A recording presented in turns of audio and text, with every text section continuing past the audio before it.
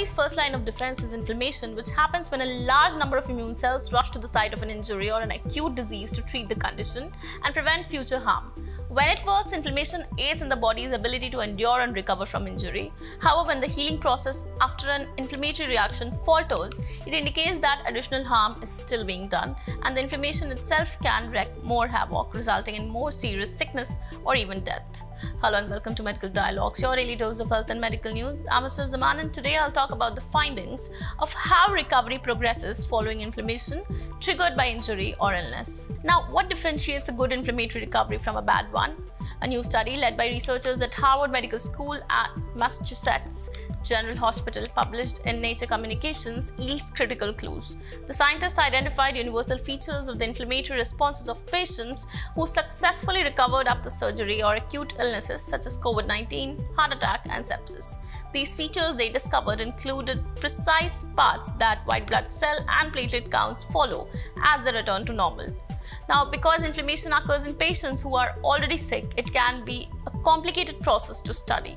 Thus, the researchers knew that to isolate common features, they would need to study inflammatory recovery in a highly controlled setting.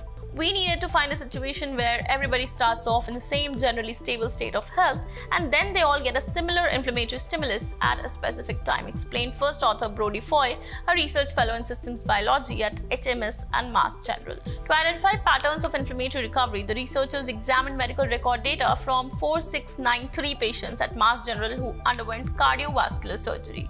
After analyzing dozens of measurements simultaneously, they found common features in the trajectories of patients who recovered well.